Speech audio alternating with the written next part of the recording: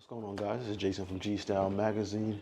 Actually, I'm away from New York right now, but while I'm away, I want to take a few minutes just to talk about a device that, more like not even a device, more like an accessory that caught my attention from a few colleagues in the industry. They got together, put it together, and I felt like worth time, had to show off. So just wanted to show this off real quick. So this is called Clicks. Clicks is a accessory for the iPhone. Unfortunately, not Android like I use. Hopefully soon. But what Clicks basically is an accessory for the iPhone. This is my work-related 9 to 5 iPhone 15 Pro.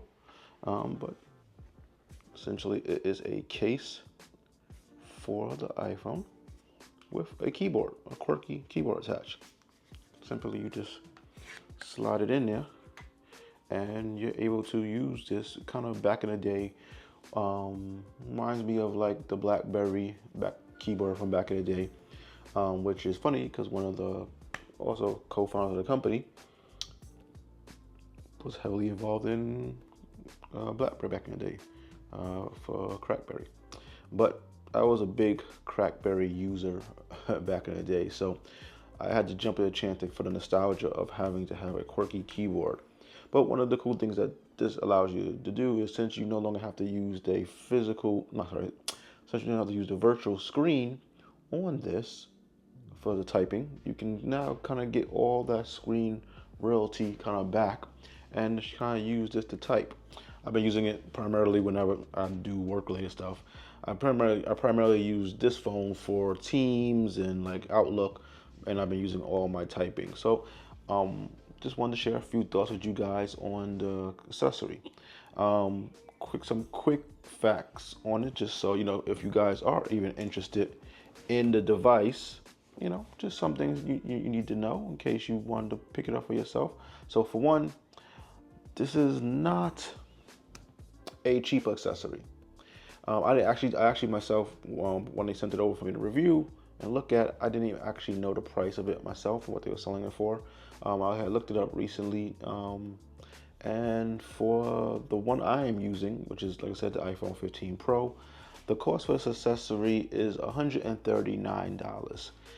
If you have the iPhone 15 Pro Max, that might run you about $159. iPhone 15, $139, 15 Plus, $159 if you happen to have a iPhone 14 Pro, $139, Pro Max, $159. So it looks like basically based on the size of your device is how much this device will run you, with it running about $20 more for the taller devices. So again, not an inexpensive accessory. Is it worth it for the price going forward? That's something we'll dig into a little bit, but let's just kind of go back a little bit. So yeah, I'm using it for the 15 Pro. I have it in this kind of I want to say London sky color, which looks really good paired with my device. I have the blue iPhone Pro 15 Pro. Using this at first was pretty much a struggle for myself, for me at least. I just didn't have the muscle memory anymore of physically typing on the keyboard. So my first couple of use cases, I've struggled typing and having to look down and getting my fat thumbs to press all the right keys was challenging in itself. But over time, I have gotten a little bit faster. I do still make a lot of mistakes, but it's getting better the more I use it and the more I remember, just how to use, physical quirky keyboard again. So that's one thing I do like about, I do like that, the fact that since I'm using a physical keyboard, I pretty much get all the screen back for emailing, for Teams. If you're using it for a personal device and you're interacting with social media, or, you get your whole screen back. If you're putting up content, you don't lose any part of the screen for that virtual keyboard because you have the physical one here, so you kind of get full screen, which with the pretty tall devices, that's a lot of screen reality you get back. So that's been kind of one of the pluses. On I guess the negative side, it does add some unbalanced weight as you use the device. They kind of give you a nice little tutorial of how you can hold it You know, if you're holding it kind of like one-handed as you normally would, you kind of just maybe move up a little bit. You can put your pinky under the bottom and kind of use the rest of your fingers to kind of cradle it. So that's not too bad.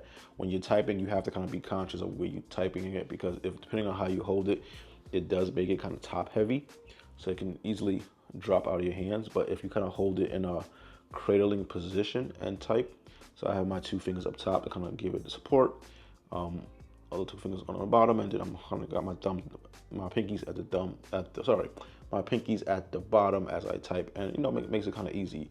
If any part of your lower hand loses support off the bottom, it is gonna tip, and you can see on the camera it's kind of leaning backwards. So there's been a few times where I did something, I moved my hand and I almost dropped it. So you gotta be conscious of that. But otherwise, I'm liking it. It's definitely nostalgic. I definitely like having screen realty. You know, since it's a physical keyboard, you got keyboard shortcuts you can do, iOS shortcuts, application-based shortcuts, which have been interesting and easy to use. Does take some getting used to. I'm still in that getting used to period, since it isn't my daily driver for pretty much everything. I'm only using it between 9 to 5, and if I get a message here and there. But if your iPhone is your daily driver, your learning curve will be much quicker. This I noticed is the Founders Edition, which is pretty cool. You can see that on the camera, but this is the Founders Edition. My number is 3247, so I'm guessing that's the number manufactured so far. So I thought that was a cool touch. One thing I did notice as far as the rubbering around the case, it got a little flimsy toward the bottom corner where it peeled a little bit. So you gotta be, you know, your mileage will vary, so that's something to be mindful of. You can charge this device with your iPhone in it, allowing you to pass through that power to your phone. The device itself has a backlight keyboard. That was pretty cool in the dark. I like that. I'm guessing that the power is being drawn from your phone. I pretty much have left the phone in this case for a while. I don't notice any battery loss with it attached, so it won't drain your battery like that. It's sipping energy. But yeah, just wanted to share a few thoughts. Only main concern is the fact that they haven't made one for Android yet.